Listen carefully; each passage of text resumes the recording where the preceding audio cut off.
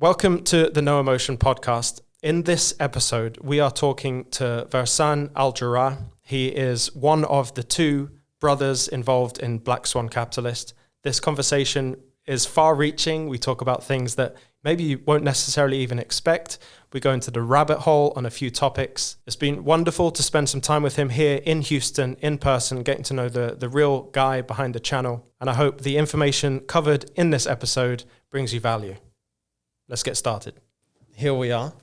I think the one way I want to start this is we did a thing on a live stream the other day on the channel where we were all talking about the most bullish thing the most bullish piece of information that we know that keeps us going with XRP in all the FUD and all the ups and downs of the market.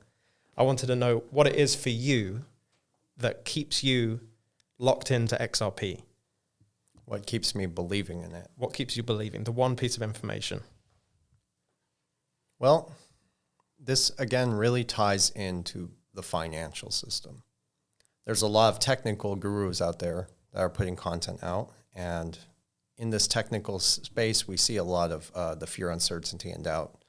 But when you tie it into the financial side, the central banks, the institutions, you start to see a real correlation there. And the regulators and the institutions always win.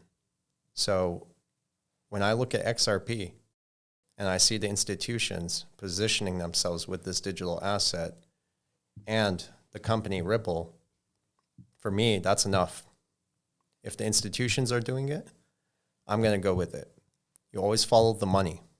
A lot of people want to get rich, but they don't follow the money. Right? If we all wanted to be rich, we could have all easily ran into banking, and simply just because the regulators are doing it, and of course the due diligence I've done into the technology itself, it makes sense. So regardless of who the IMF else is partnering with, it doesn't affect me, it doesn't affect my judgment or my research and the facts that I know and have studied over the years. So I'm glued to it. And nothing can change my opinion on that. How much do you rely on? Well, how much do you pay attention to all the news that's happening? Because at a certain point, I start to feel like I know what I know. Mm-hmm. I'm confident in what I know, and that kind of makes me feel like why do I even need to pay attention to any of the news? But I have an obligation on the channel to keep up with things and of course share my opinions on that. But there's almost like a progression from you want to be up to date, you want to learn, you want to do all the due diligence, and then you just get relieved of that once you know what you know. Right. And so it's just a weird, I want to know how you navigate the day-to-day, or do you feel like sometimes, why am I even doing this? Because I know already. Great question. But no, you asked when all this fear, uncertainty, and doubt, and all this new stuff we keep hearing about these digital assets and something better than XRP. We heard with Corium and a lot of the other stuff. Me, literally, when I see this stuff, I do not entertain it. I don't talk about it. I just keep on scrolling because it's not in my best interest. Another thing is there's a lot of people out there still that are putting this information and they're following this fear, uncertainty, and doubt and talking about it and spreading this information. But again, they're not looking at the financial side behind everything that's taking place here. So again, with the fear, uncertainty, and doubt, there's a lot of people out there that simply do not understand the other side to it. And that's why this information is spreading like cancer. If they understood the financial side of this, I can guarantee that people would not be, easily swayed away from it. So people need to do more due diligence, in my opinion. Yeah, I heard someone say, I forgot where it was on Instagram or something today. They were saying it made complete sense, but no one follows this rule. It was something along the lines of, if you're putting your money into something and you haven't done your research, what kind of person are you? No, that's funny. You're actually putting your hard-earned money and you're putting it into something based on what other people are saying. It's actually mind-blowing why you would actually do that. And yet people are doing that, and they rely solely on what, I mean, the idea of people relying solely on what I say is really scary. Yeah. Because and we talked about this at dinner yesterday, we're all learning. Right. We're all going through the steps. We're all learning new stuff every single day because we go through the data all the time. So if we're in it all the time and we're still learning something I heard T from T's Crypto Spot. I heard him say the other day he's learning something every day. Of course. And that guy, I feel like that guy knows everything. So right. Everyone watching these channels or any channels that they are watching need to be learning for themselves. Agreed. Because there is nothing more diamond handy than knowing what you know. Yeah. And so to kind of answer that question that I gave you about what keeps you most solid in XRP and not to get fudded out, there's so many things. There's countless amounts of things. We have a whole channel on the Discord that is dedicated to positivity. So when people are feeling down, they can just go there and read all the good things. Because it's actually really important. We see it in viewership. We can naturally see everyone's interest in XRP in viewership because the viewership just goes to the floor when no one's interested, when the price is down. It's tough like that. So we know that the emotions of everything take control of people, of how they act and how they engage with people online. Absolutely. But the one thing that keeps me the most bullish is the whole idea that David Schwartz said it can't be dirt cheap. So that's fine. Very good point. It's very subjective, first of all. And this is the problem I've had with that quote. And I'm sure other people have had that feeling as well. If he says it can't be dirt cheap, what is dirt cheap? That's like majorly subjective, because 30 cents could be dirt cheap, 1 cent could be dirt cheap, and something classified as not dirt cheap could be 35 cents. Or it could be $35,000. Yeah. You know, so that's very subjective. However, if we know the whole globe is moving towards a blockchain environment, we know this is happening. No one can debate that anymore because it's CBDCs are coming, R3 Corda. We've seen all of these platforms. It's happening. There's no two ways about it. If we know it's happening and we know it needs to be a high price to work, that's all you need to know. Agreed. Because that means it will be a high price because, like you said earlier, these guys don't lose. If these guys are going to be moving into a blockchain environment, they need to settle huge amounts of money every day. Yeah. And it's going that direction. It has to be a high price. And so that's what keeps me as firm in XRP in all the ups and downs. Absolutely. And you're right about everything you said there. But, people also need to understand that when we talk about the price of XRP, we have to look at the debt. And central banks have an incentive to dissolve that debt right now. And they found a solution, which is blockchain. They actually are going to, in my opinion, based on the research, and also I can confirm this, that the International Monetary Fund has already agreed on a price before all this integration started to happen. So this was a few years ago. They agreed upon a price, and I got a lot of information from Linda P. Jones has a friend who worked at the Central Bank of Australia, and she said that they agreed upon a price, and it's in the thousands. Now, when we, again, talk about the XRP price, we have to look at the global debt, the incentive for central banks to dissolve global debt, in fact, also to utilize this source of liquidity from XRP to facilitate,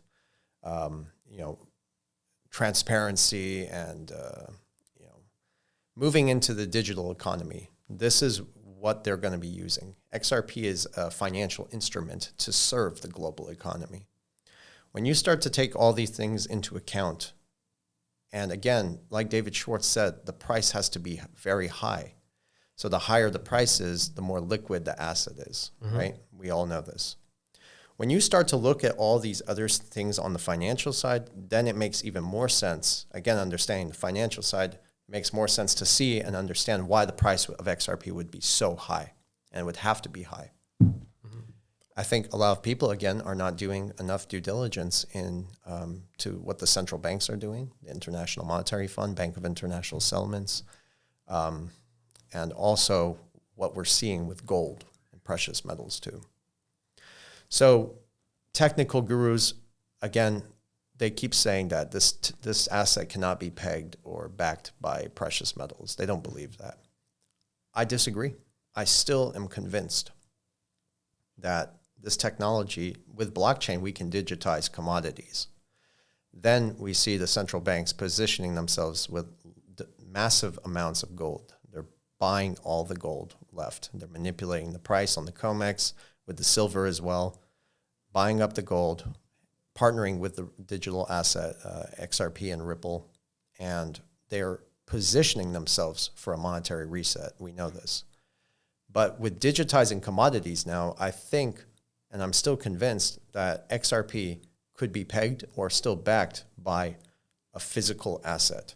And that's what bankers know. That's the difference between the technical guys and the bankers. The bankers understand to have a stable currency, it has to be pegged or backed by a physical commodity. And the only commodity that has, lasted through time as a store of value is gold. So anyone that tries to sway away from that, they like to do this. I see it quite often. They're wrong.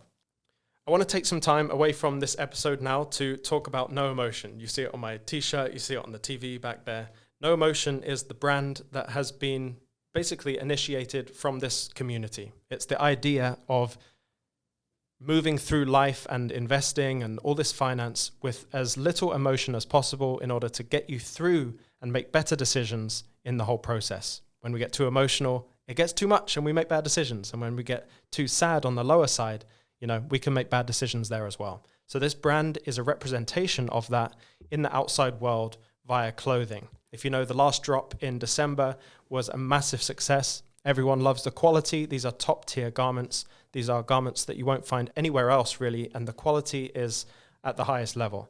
The newest drop that will be coming is in March. There's going to be a t-shirt, a zip-up hoodie, and much more with new designs, but all the while maintaining the quality of garment that we had in the last drop. If you want to get a notification when this pre-sale goes live in March, please go over to NOEMTN.com. That is No Emotion up there, as you can see, .com. You can sign up to be notified by email when the launch comes on. Everyone who has their email registered will hear about it first before any social media, even all the members. The members won't even hear about it before the newsletter comes out. So if you are interested, it's noemotion.com, NOEMTN.com, and sign up for the pre-sale. Back to the episode. We had a conversation about this a couple of weeks ago on a call. And I'm not necessarily, I don't think the answer is actually easy to, I don't think it's an easy answer.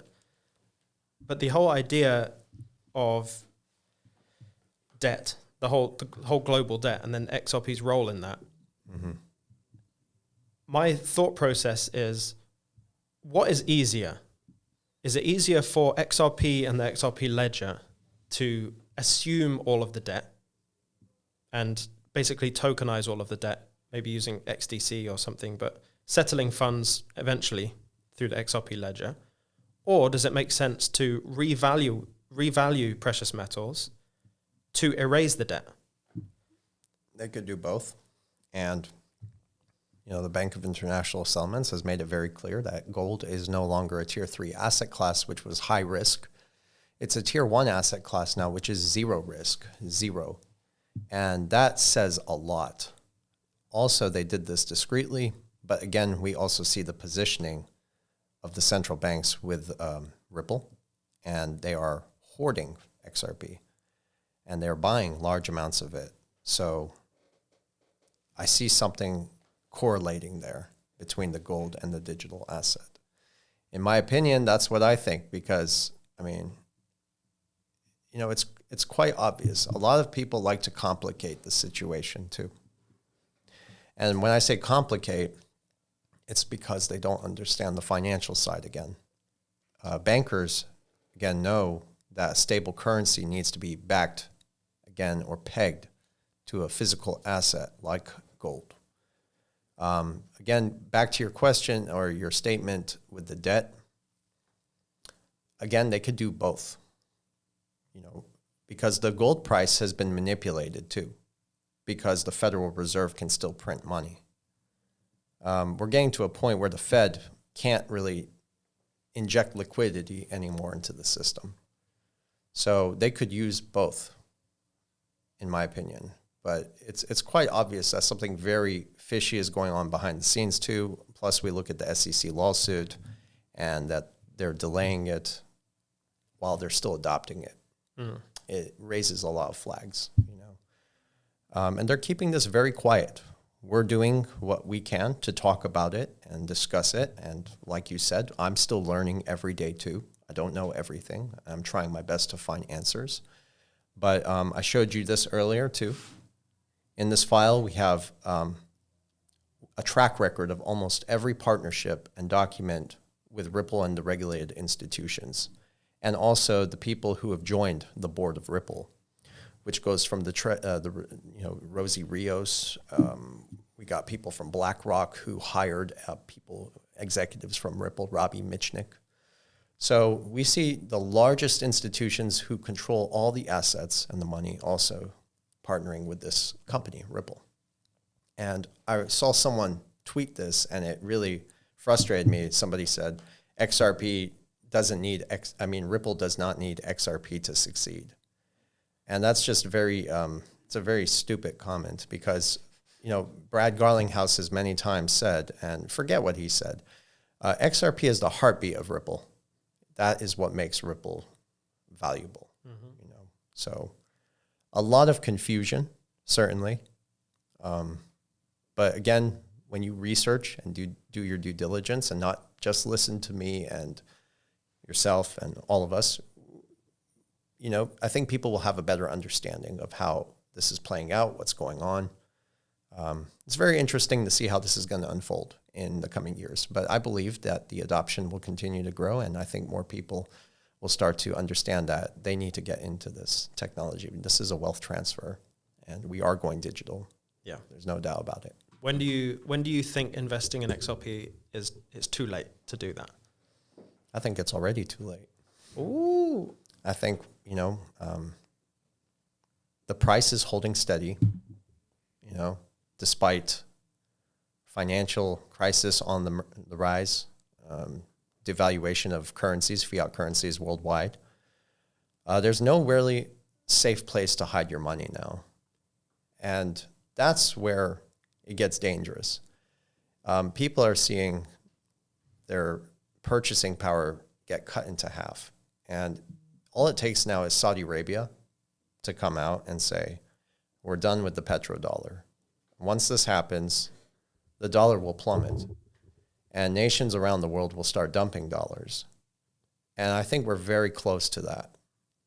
The world is so tired of the U.S. hegemony with the reserve currency as the dollar because they use it to dilute the influence over the global economy. And if you look at our monetary policy, our fiscal policy, and the Biden administration, we can go on. There's so much disgust, and there's no trust, no relationships anymore. America is not the superpower it once used to be, and this is abundantly clear. And I think the sooner people accept it and find an alternative means of a medium of exchange, they'll be safer. And this is why I tell people to buy gold, silver. You have independent currency there. It's lasted for thousands of years. And dollars are no longer a safe haven. So I also think, talking about safe havens, we briefly touched on this yesterday about Saudi Arabia doing their 170-mile long city that you don't even need to leave. Yeah. All controlled air and one travel system that goes right down the middle, and everything you need in life is in that strip. It's crazy. The money that's going into the Middle East. So here's my view on all of the Middle East right now. We've got the US or the Western, let's say the West, because the US and the UK are basically the same, right? In terms of Canada. And Canada. Well, Canada's a bit closer to China in mentality, I think, but they're further along down the line. But anyway, I try not to get into that too much. But as we have this thing that's happening in the West right now, where woke culture gets really close to socialism, kind of is, and then socialism's really close to communism, and it becomes, if you think the US or the UK, they're not going to become communist-esque, you're very wrong. Yeah. Because of how close socialism overlaps to communism, but it's all being packaged in a way where you can actually now see that as a journey that the country takes into this complete control, complete surveillance. You'll have nothing and be happy. That kind of mentality. You can ask anyone, and if you work a normal job, anyone out there, if they work a normal job, you go up to someone in that job and say, if the government were giving you $30,000 a year for free, what would you say?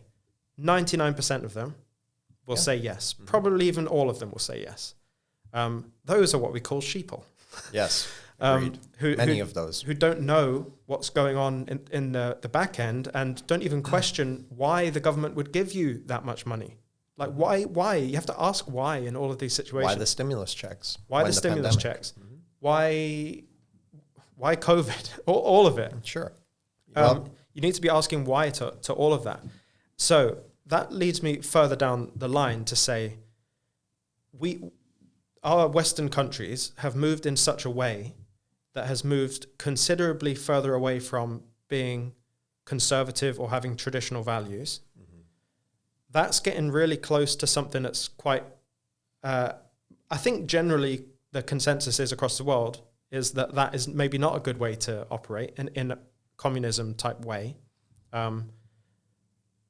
So if we can all acknowledge that, and then we see that an area of the world that was so negatively looked upon post 9/11, being the Middle East, who've always stood firm to their traditional values, their conservative values. It's a religious country, but we can't forget that the West is also religious, but that's died down as we've moved closer to as what I just talked about.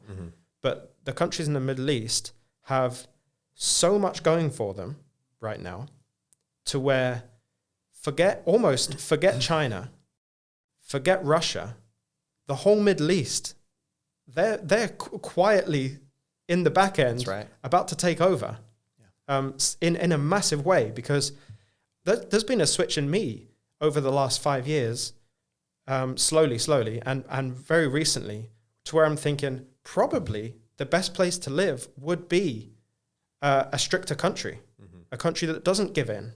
Agreed. A country that doesn't let anyone cross their borders and you don't know who they are. And especially in the UK, we have lots of terrorism risk. And we let anyone in. And it's not me saying that we shouldn't let people in. It's not at all. It's not about that. It's about we need to know who's coming in and understand that as a sovereign country, or what was a sovereign country, we need to protect what we're about, and we've lost that. But the Middle East never loses that. They seem to be creating really well-structured governments. They've got lots of funding. They've got endless land to develop and build these amazing things, and they don't budge. Yeah. And I just see the future being in the Middle East, and not even Russia's obviously always going to be a big power. China is always going to be a big power. But I think the Middle East is going to run it. And Saudi Arabia is joining BRICS. It's very possible. I get a lot of information from the Middle East on a weekly basis. The economy is actually booming, and it's continuing to boom. And in fact, when our country starts to fall apart, the USA, and it's already falling apart, you're going to see, and this is already happening very quietly, a lot of the money is being funneled outside of the US and into the Middle East. The Middle East already has a regulatory framework for digital assets. They have already partnered with Ripple. Saudi Arabia, the International Bank of Saudi Arabia. We have also the United Arab Emirates. They've already moved forward with Ripple as well. So my point, though, is that they have a regulatory framework. They're moving ahead. The economy is ready to boom. They just need the U.S. to catch up. I don't think the U.S. will. This is an internal conflict that we're having here and in your country as well. It's internal. It's a lot of the politics. And like you said, the woke movement is really disruptive. It's disrupting everything, including freedom and liberty. So the Middle East has, like you said yesterday, has taken a lot of the qualities from the USA, the good qualities, and from the world, and brought it in. There's equality now.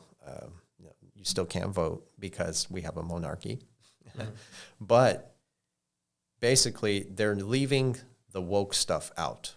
They do not want that. In fact, it is forbidden. Many of it is forbidden in the Middle East. And there's a reason for that. They're trying to keep humanity alive. Whatever we're doing, it's really, in my opinion, disgusting and wrong in many ways. How they are, for instance, indoctrinating all this stuff into children and reprogramming. This is called predictive programming. They've been doing it forever. Reprogramming the youth in a very, very disturbing manner. So it's very unusual also. But again, going back to the Middle East, you'll see all the money start to flow into the Middle East and even China. A lot of people talk negative about China. They have a lot of qualities that are not good. I understand that. But when we look at the financial side, and America also, they like to disrupt the image of foreign countries too. So they'll always put the bad stuff for us to see. But the money is going into there. China, the Middle East. So the future will be taking a lead from that side of the world as we go deeper into a crisis and the world abandons the dollar as a reserve currency, and this will happen. And another reason why we need to look out for our interests financially. You cannot rely, history has taught us that you can't rely on government to protect you financially. Another thing is dependency. What they are doing, especially with these stimulus checks, shutting down the economy, they almost destroyed my business. Luckily, we were able to survive. But they are trying to make people more dependent and lazy on the system, dependent on the system. And they are succeeding in many ways, but something needs to change because it's not going to work unless we have a universal basic income. And we can talk about that too. Well, it's just the crazy thing about the universal basic income, which for anyone who doesn't know is basically where the government essentially pays everyone, regardless of their job or situation. They pay them a certain amount of money to live. That's right. And so on the surface, most of the sheeple will say, great, $30,000, I'll focus on my art, I'll do all of this stuff and not work. Especially those people who already are accustomed, perhaps, to taking from the government anyway, for variety of, a lot of the time, serious reasons, like they have disabilities. And they actually have to rely on the government in that way. But this is a whole different beast. And then when you talk about universal basic income and everyone thinks that's great, then they start to enforce other things like in the eventuality of a breakout of the flu or some other thing, you're not allowed to drive more than 15 minutes outside of your city, which is actually happening in the UK. Mm-hmm. China too. Yeah, and China, you expect it there.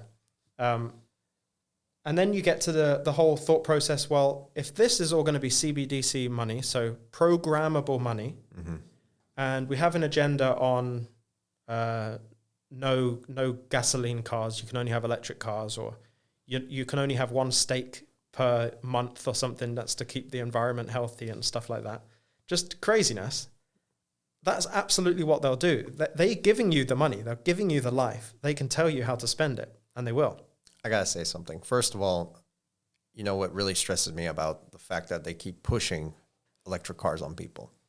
What people don't understand is that if you actually go behind these electric cars, to get these electric cars going and the electricity, you need oil. So it doesn't make sense. I don't want to create a stir, but a lot of the global warming talk, a lot of it is funny business in order to get people to think a certain way, behave a certain way, and basically they're undermining people and what their beliefs are. And they've been doing this for a long time, but we're at that point where they're completely trying to shift everything. And it's really not going to work. There's going to be catastrophic consequences for all of this too. And one of them is own nothing and be happy. Basically, because of the environment, you can't have everything anymore. So it's very serious, and it raises, of course, concerns to liberty and freedom and all that stuff. But going back to also the UBI, Universal Basic Income, for people out there who don't know, it's another name for a CBDC. It is. It's like a euphemism. Retail CBDC. That's right. Yeah. It's a euphemism. Euphemisms are always used throughout language to cover the truth behind the meaning of the word. Like after World War II, there used to be a condition called shell shock. It sounds serious, sounds hardcore. And they completely changed the name into post-traumatic stress disorder. Longer, sounds boring, sounds like you might have a problem in your head, right? And now those veterans don't get the help they need because they changed the word. It's not as serious as shell shock. That's an example. So euphemisms are always being implemented in today's language as well. You know, even political correctness.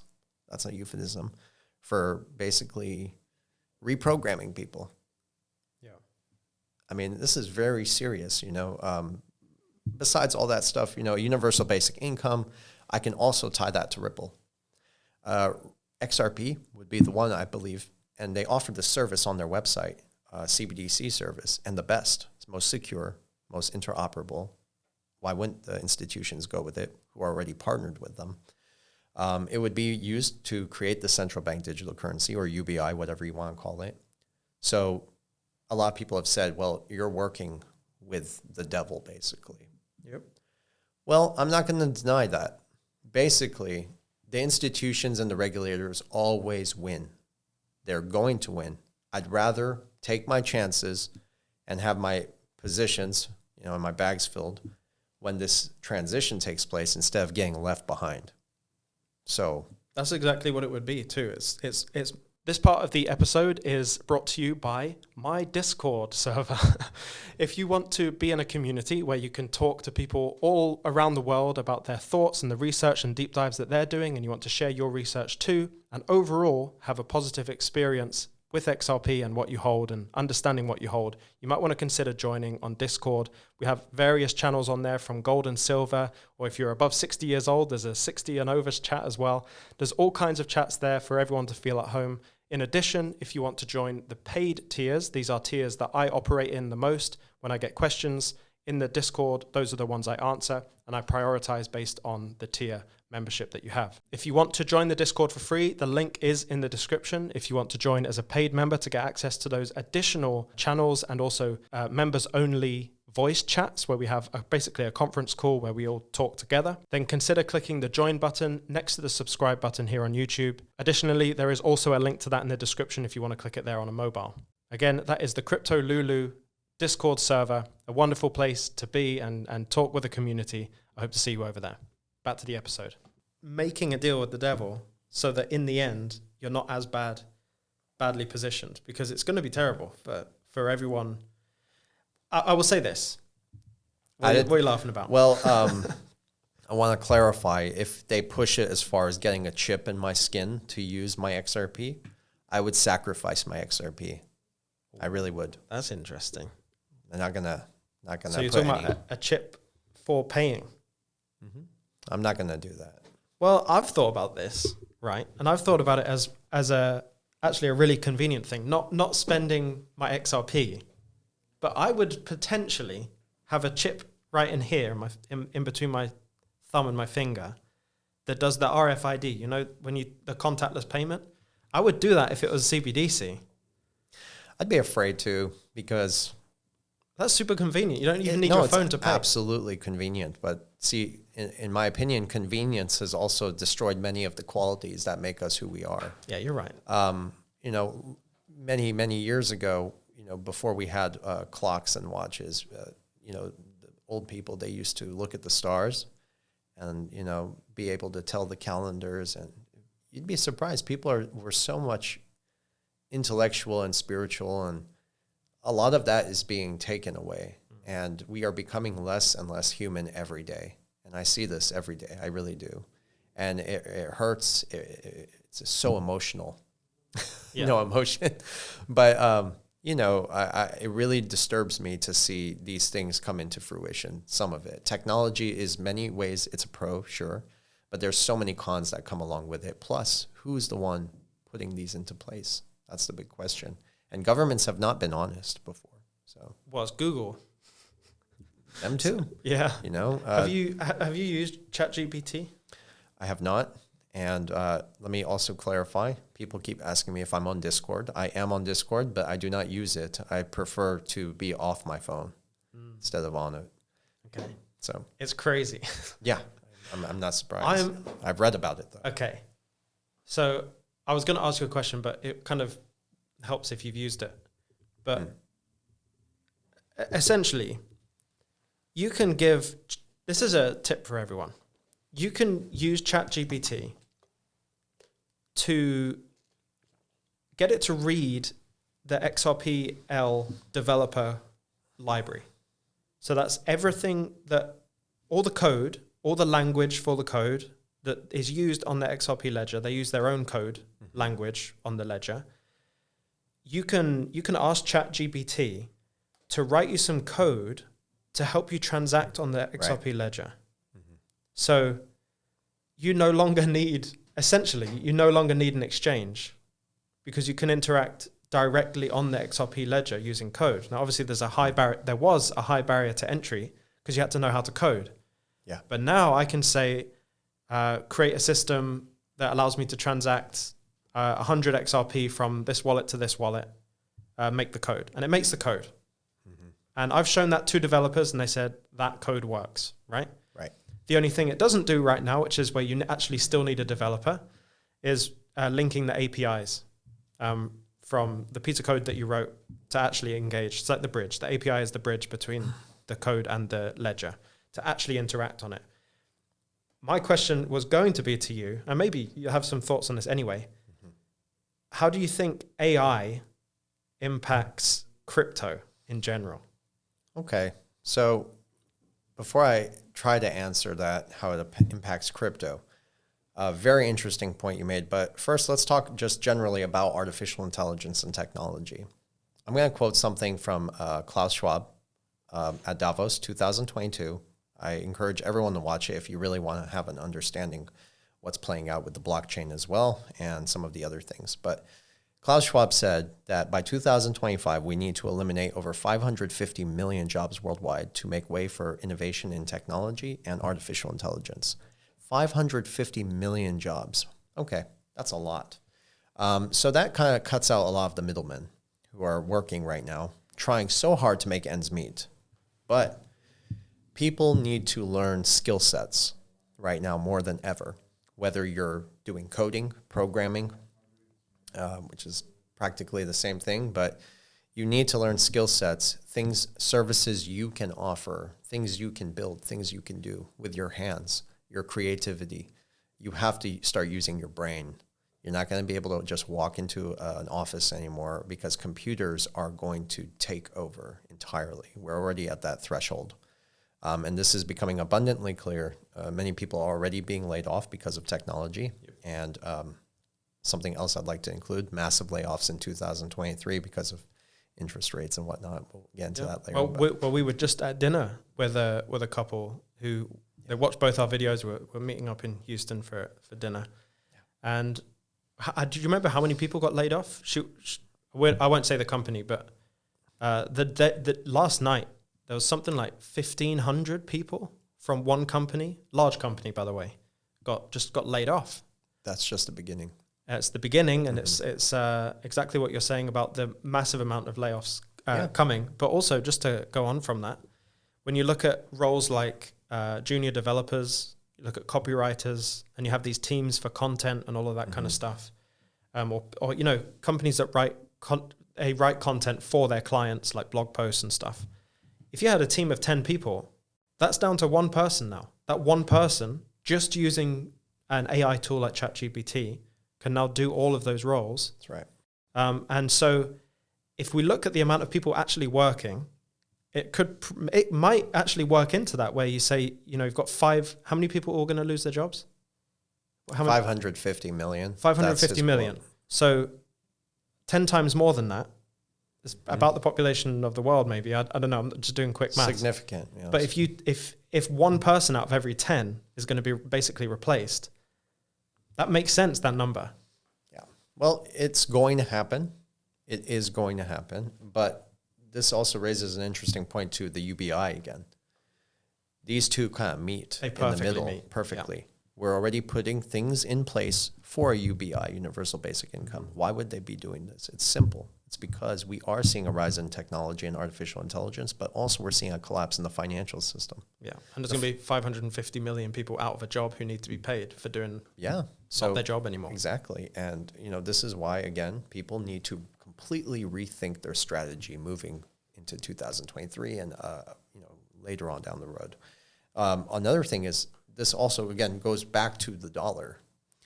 It's losing its hegemony, and there are many ways people can still protect themselves. I'm not saying get rid of all your cash, but 100% get out of the banking system if you can. I'm already almost out of the banking system. I barely have any money in the bank, and it's not that I'm broke. I just don't trust it. And a bail-in is very likely to happen, because the Fed made it abundantly clear that they will not be bailing in the people. Bailing in the banks. Bail out the banks. I'm sorry, guys. So they're not going to bail out the banks. They're going to actually do a bail-in. This actually was passed into law in 2017. Can you explain what a bail-in is? Sure. So it's a complete lockup when there's not enough liquidity in the financial system for people to make withdrawals and from the banks, and they no longer can get people their money. And when that happens, the banks are going to bail in the customers their money from their accounts to balance out that debt that's already owed. So this happens because the bankers and the institutions got greedy, of course. They had massive leverage. This is what we saw with FTX, the same thing. But imagine on a global scale, because the dollar, again, is a unit of debt. When this happens, you're going to start to see the banks freeze, the bank lockup. That's the ICE 9 scenario Jim Rickards talked about. David Morgan, we just put an interview out with him yesterday, came out today, and he kind of dives deep into this. But he's an expert on this stuff, and he made it abundantly clear that there will be a bail-in for sure. And I can see it easily happening because there's too much leverage, there's too much debt. They don't want to cut spending. They don't want to raise taxes publicly, so they're doing it also through inflation, which is also cutting the dollar's buying power. So it all ties in together. And this is why I like to, in my videos, I like to talk about the financial system, Ripple, and kind of where we're going, because it all ties in together at some point somewhere. But it's going to have severe consequences to the people. And again, there are ways to protect yourself. And I'm not saying go dump all your money into digital assets like XRP even. But you have to diversify. You have to think outside the box, rethink the strategy. So have some cash, have some gold, have some silver, have some food, water, and even digital assets, because this is where the money is going. Billions of dollars are very discreetly being funneled into blockchain technology, while publicly we see one crypto crash after another because of also hidden leverage and debt. And, they're using this as a tool not only to steal money, but also as a tool to encourage people to stay away from crypto. And we also saw Jim Cramer talking about this. Jim Cramer, Yeah, go. He's full of shit, okay? And he's just another puppet. And every time, I put a tweet about this months ago, he told someone to do something about Bitcoin, and guess what? It went up when he was telling people to sell. When he tells people to buy, it starts to go down. I already knew he was full of shit from a long time ago, him and many others, by the way. But, this eventually is going to, and it's already affecting real people.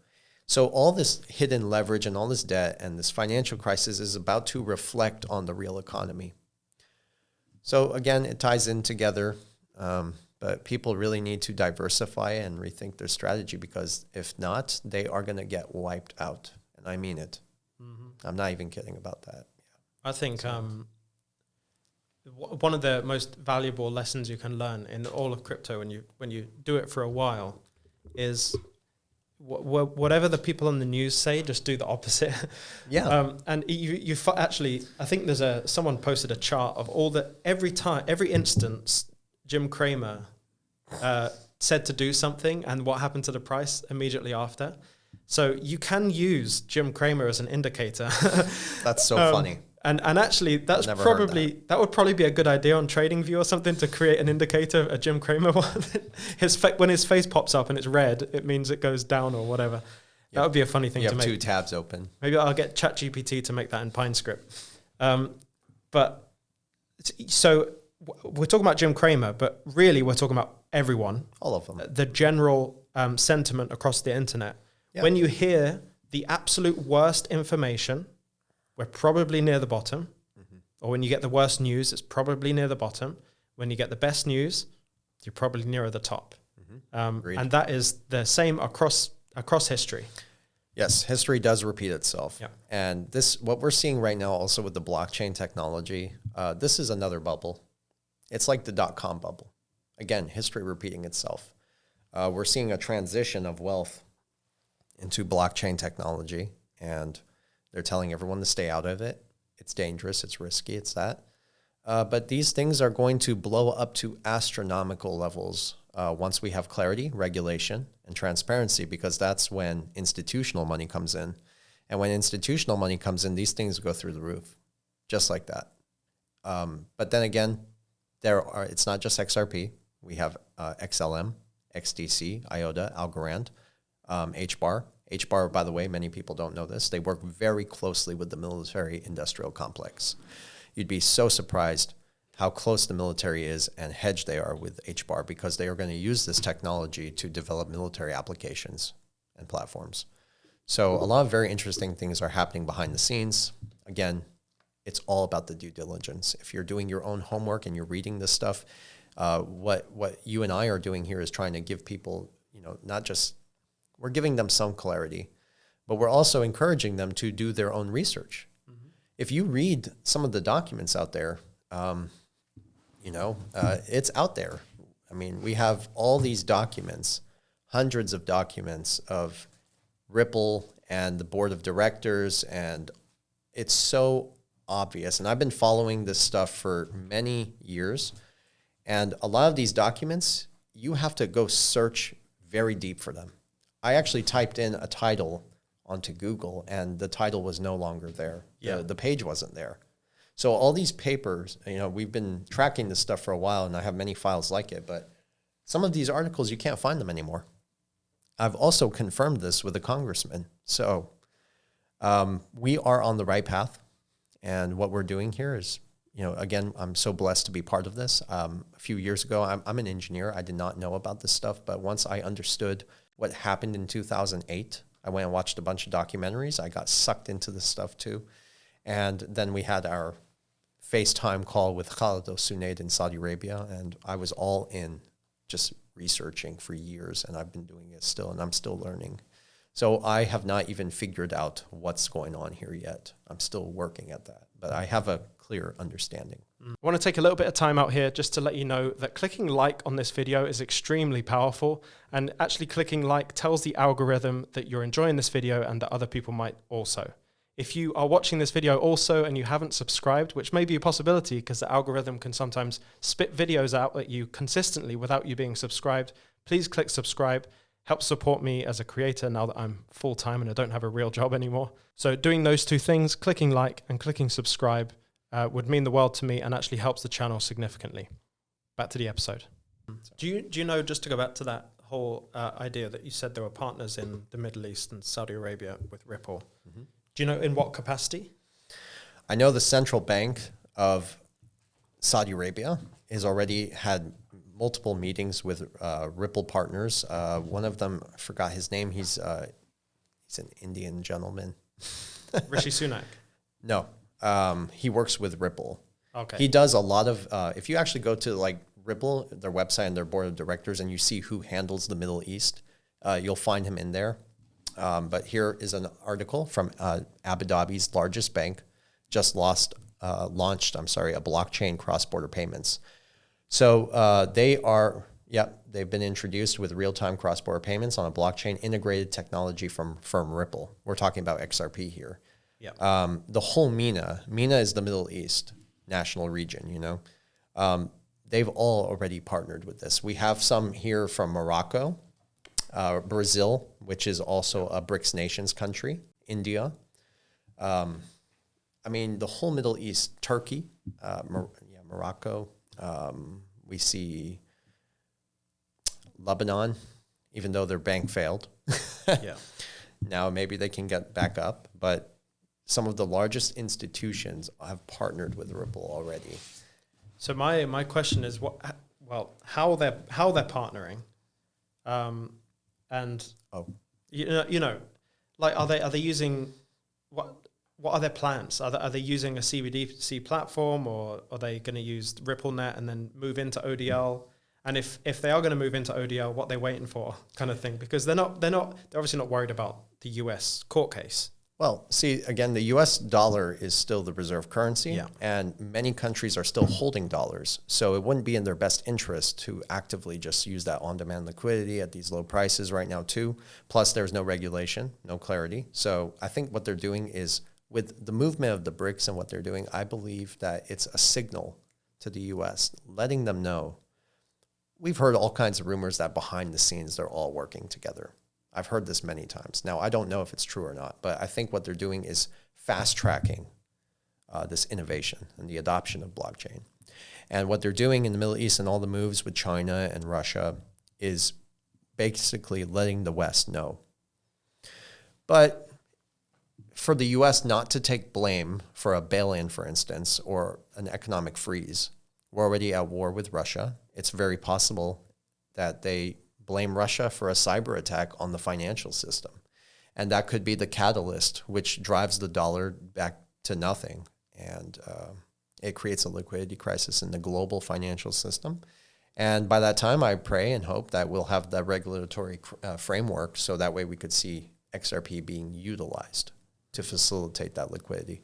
Back to the Middle East, whether they're using a CBDC or not, I don't know. But I also think that a lot of the CBDCs, you know, people say the CBDCs will happen. Some people tell me that the CBDC thing will not happen. I don't know about that. But if it does happen, you know, we're still going to be hedged with XRP. That would be used to facilitate the liquidity. So I think we'll be very well off by that point. Again, it's innovate or die, get left behind, or you can, you know, get on the train. So we could, and we probably will talk for the rest of the day. But I want to ask, because you talk about gold, silver, water, food, XRP. I want to know if you could take $10,000 and invest it.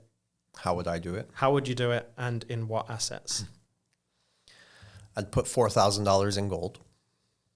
10,000 is not a lot of money. 40% in gold. $4,000 in gold. Wow. I'd put about 1,000, let's just say 2 in silver. So you would be 60% exposed to precious metals out of 10,000. Yeah. Wow. The rest could go into digital assets and food. Which ones? If I had only that much left, it would all have to be an XRP. You know? I need a return on investment. I also think, you know, there are people out there that want to buy Solana, Cardano. Here's a funny story, actually. My dear friend, he's going to watch this later on. I'm not going to say his name, but my dear friend, he's always with me. We hang out a lot, but he does not listen to anything I say. And I love him dearly, but he doesn't listen to me at all. He thinks I'm wrong about XRP and stuff. But every time he keeps investing his money, he loses it. He had his money in Solana, and I told him to stay away from it for many reasons. You know, we don't have time for that, but he contacted me the other day. He lost money in Solana, and he wanted to have a drink. Oh, Jimmy Valley's here. Oh, he's in the window. Yeah. Anyways, you know, there are so many ways to protect yourself. again, we've been talking about this. Also check out my channel, his channel, We talk a lot about this stuff. There's so many ways to protect yourself, but you have to do it now. Yeah. You have to. Now's the time. Again, I think people are already late, but yes. Okay. Well, thank you, Versan, for another great conversation. It was a pleasure. Thank you. Thank you.